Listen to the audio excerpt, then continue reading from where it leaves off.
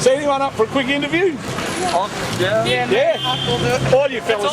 Yeah, that's good. It's all good. Hang on, I press this thing here. It's got Phaetons, this bloody thing. It's not working properly. Probably be tons of wind. Full of wind.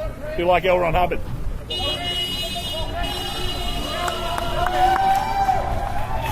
So we have Anonymous A, Anonymous B, Anonymous C. You can call me Argonautica. David Anonymous. So why are you guys here? How did you all find out about this stuff? I found out from this guy right here. Yeah. I found out from the internet. All those videos on YouTube. I went on the internet and saw it. Xenu.net. Xenu.net, yeah. First name. Was it Mike Bunker? I heard about it. Yeah. TV. I heard about that as well. Yeah. He got Phobic Media. He got like about 1,000 emails he couldn't answer, so he had to do the YouTube thing. So, how much do you guys know about? Do you know all about the secret levels of Scientology? Yeah, my first course, I went to the Church of Scientology. Yeah. I went into the Church of Scientology myself, and they said that my first course would cost me $800. Oh, that's a bargain. Oh, that's bullshit. And you get a free pancake parlour voucher for that as well. So how many people got bronchitis from when they got up to level OT3? Too many. Because that was a wall of fire, wasn't it? Yeah. Fire. So if you had a name today, like, what would it be? Just spread public awareness about what they do and how. Awareness about the infringement of human rights that the Scientology has just caused and has riddled families with sadness. There's no disconnection policy.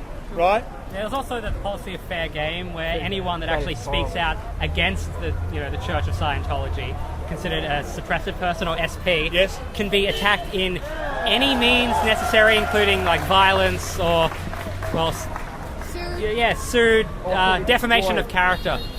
So, because L. Ron Hubbard believed that non-Scientologists were aberrated people. Yep. And so, therefore, lawmakers who aren't Scientologists are aberrated, therefore the law must be aberrated. Yeah. And just anyone ever met anyone who's been personally, like, fleeced by them? Have you ever met anyone who's said their life? I was actually followed after I left the Church of Scientology. I was followed down to Flinders Street, but luckily because that movie was being filmed, down there on Flinders Street, I could get away in the crowd. Right. But I was actually followed by one of the people in that church there. I don't think the majority of us know people who are actually ex-Scientologists. Right. But I think if you ask around, there will be a couple ex-Scientologists around today. Right. We've got a couple from a bulletin board that help recover people from Scientology. I'm sure if you ask around, there'll be a few people who were Scientologists. So on a scale of 1 to 10, how dangerous do you reckon Scientology really is? About a 2, actually. Only a 2. They're not really that dangerous. They're more. They're dangerous in the way that a snake is dangerous. They'll sneak in and you won't see them coming, then they'll bite you, and then they've got you, and then you can't get out. A lot of people don't speak out because why? They've confessed too many they've got things. all their information, and at protests, a guy who was making a documentary, they just yelled at him stuff that he may or may not have done to try and break him. Right. Of the current leader of Scientology, Mr. David Miscavige. Yeah, his niece has left the religion on the grounds of it being dangerous. Yep. She was being repressed. She couldn't contact friends outside the church. Yes. There have been countless cases of members of the church that have left. They've been cut off from everyone they knew inside the church.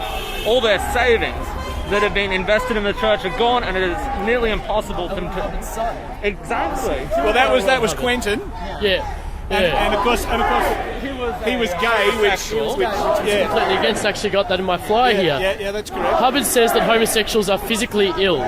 The sexual pervert, and by this Dianetics, to be brief, includes any forms of deviation in dynamic twos such as homosexuality, lesbianism, sexual sadism, etc., and all down to the catalogue of illness, is quite actually physically ill. He is far from capable for his condition, but he is also so far from the normal and so extremely dangerous to society that the tolerance of perversion is as thoroughly bad for society as punishment for it. Well,